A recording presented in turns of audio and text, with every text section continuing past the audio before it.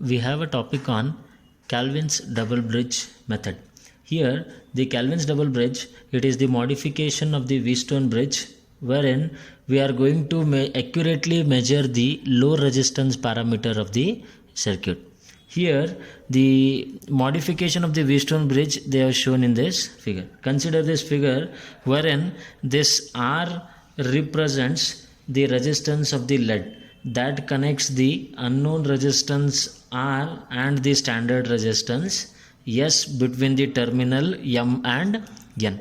Here the modification what they have done is, instead of keeping the point D as a constant parameter, so the modification done is they are having the sliding lead contact over this point M and N, wherein if you are having the moving contact, then if you move towards this M, then this resistance will be getting added up with the standard resistance and the R will experience a low resistance parameter. And if this contact is moving towards N point, then at that time here we are having the high resistance parameter. So this modification they have done, and we can have the analysis for this. Here when the galvanometer is connected to a point, the resistance R which is there of the connecting lead is added to the standard resistance S. That will be resulting in an indication of the unknown resistance as I told in previous. So the next parameter what we need to do is, when a galvanometer is connected to a point N, the resistance R is added to the unknown resistance R. So here it will result a high value of the resistance.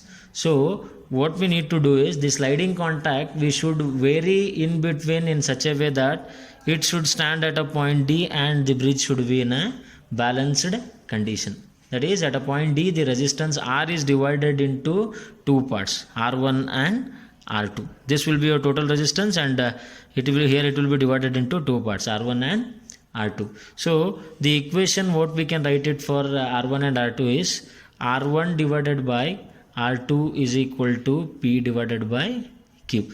So R1 by R2 is equal to P divided by Q, the resistance of the ratio arm. Or in another words, we can write it as R plus small r1 is equal to P divided by Q of S plus R2. R plus small r1 is equal to P divided by Q of S plus R2. So this we can take it as equation number 1. Okay, so if the value of R is in such a way that if you take R1 and R2 is equal to P divided by Q as I have given here, then R1 divided by R1 plus R2 will be equal to P divided by P plus Q. So R1 divided by R1 plus R2 is equal to P divided by P plus Q. Or we can also write it as R1 is equal to P divided by P plus Q of R1 plus R2. This parameter it will be multiplied here, R1 plus R2. So this will be your equation. Okay. Now what we need to assume is, here we need to assume that R1 plus R2 will be equal to the total resistance R. So whenever you are considering R1 plus R2 is equal to R, then the equation will become R1 is equal to P divided by P plus Q into R, this equation. So here you are taking R1 plus R2 is equal to R. So equation is R1 is equal to P divided by P plus Q into R. Similarly, you can write the equation for R2 also. R2 is equal to, here we have taken it as P divided by P plus Q, as it is R1 is related to this arm. So R2 is related to this arm. So what you need to do is, first you need to take Q and you need to divide P plus Q. Q divided by P plus Q. So this will be the equation for R1 and R2.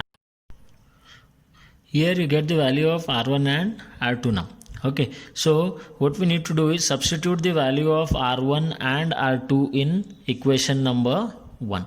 Okay, so in equation number 1, R plus small r1 is equal to P by Q of S plus R2. Okay, here you need to substitute the value of R1 and here you need to substitute the value of R2. So the equation will become R plus P by Q of R is equal to P by Q of S plus Q divided by P plus Q into R. So this will be your equation number 2.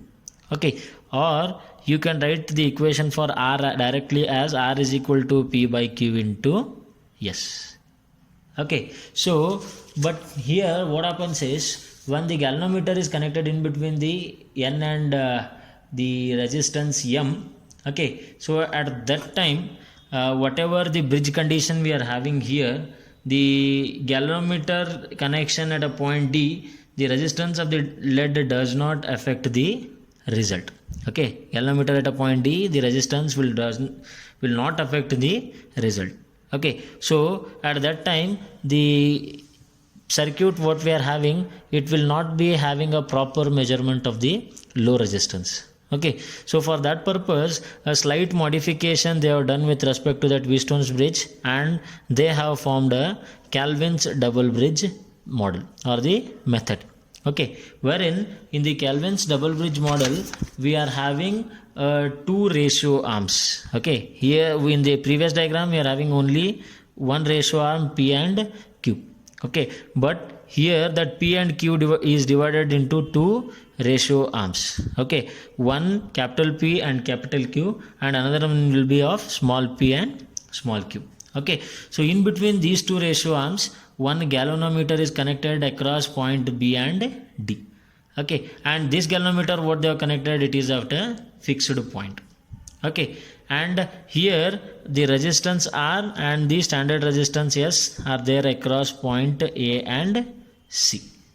Okay, and one variable resistance is there with a battery source. Okay, here the ratio of P by Q is made equal to the ratio of capital P by capital Q. Small p by small q is equal to capital P by capital Q. What happens here is, under balanced condition there will not be a flow of current through the galvanometer. So the parameter Ig will be equal to 0. Okay, so next step what we need to do, we need to convert this delta connected system in the form of star connections. Okay, so delta to star, this will be in the form of the delta. So conversion of delta to star you have to do. Okay, so for conversion of the star to delta, what we need to do here is take this point as a P, Q and R. This will be in the form of the delta.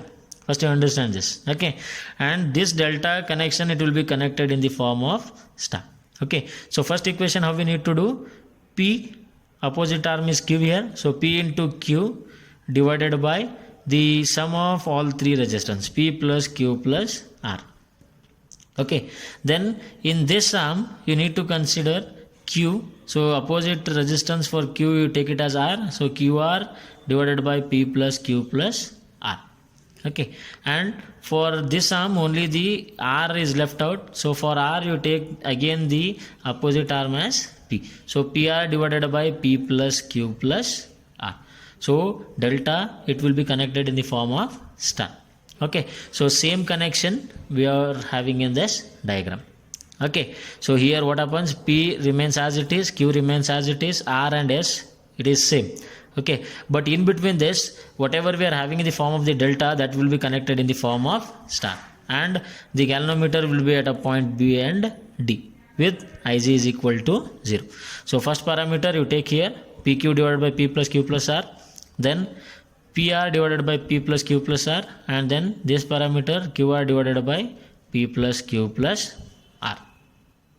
Okay, so next what we need to do here the voltage what we are having, okay, see voltage drop between A and B and the voltage drop between A and E, okay, they are equal, AB and AE, this part you need to consider. So we can write the equation as VAB is equal to VAE, VAB is equal to VAE. So to calculate voltage what we need to know, we need to know about the resistance and current. So multiply the current with the resistance, only one current is there and only one resistance is there, so I1 into P.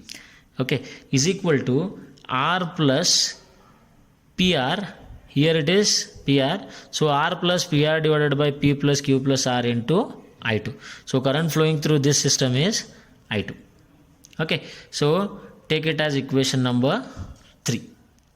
Okay, this is the continuation of the previous equation, right? And also we can say that whatever the voltage we are having across C and B, take this arm now. First you have considered this arm, next you need to consider this arm. So voltage across BC or CB is equal to voltage across C and E. They are equal. Okay, so what is the resistance and current parameter in C and B? So it is I1 into Q. Okay, current flowing here is I1, so I1 into Q is equal to VCE. We are having two resistance here, so two resistance need to be added, S plus QR divided by P plus Q plus R into the current flowing through, that is I2. Okay, I2, right? So next what we need to do, we need this, you consider as equation number 4 and divide equation number 3 and 4. Divide equation number 3 and 4. So division, what happens here? I1 of P divided by I1 of Q is equal to R plus PR divided by P plus Q plus R whole divided by S plus QR divided by P plus Q plus R. Okay, here what happens? I1 and I1 is there, so it will get cancelled. We are left out with only P by Q.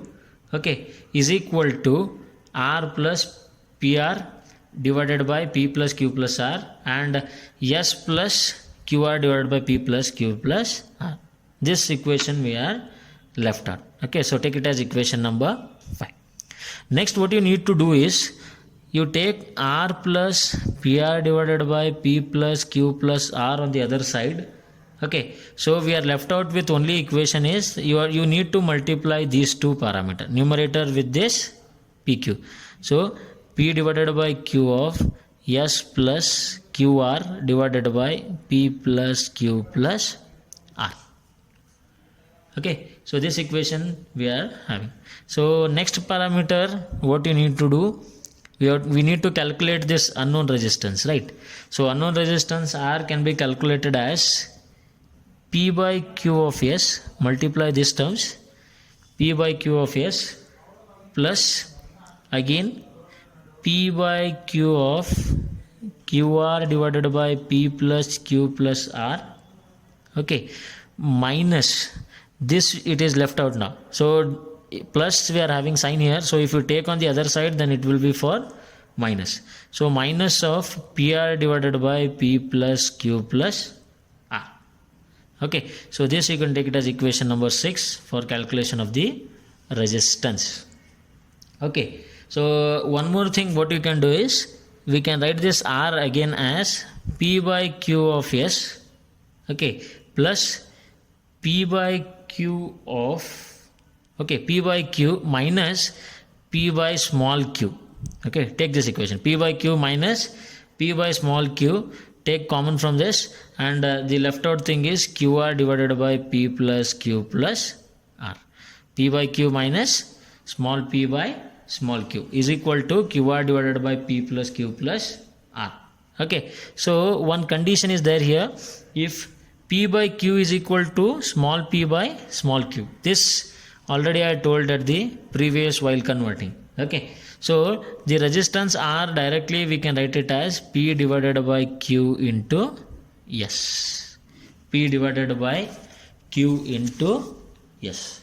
Okay, here the above equation, it indicates that the resistance of the connecting lead has no effect on the measurement of R, provided that P by Q is equal to small p by small q.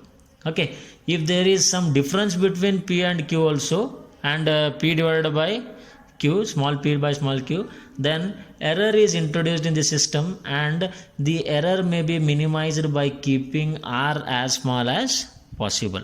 Okay, whatever the small r we are having, if you keep r as small as possible, then at that time what will happen? The error may be minimized. Okay, so this is what the derivation we are having for Calvin's double bridge. Thank you.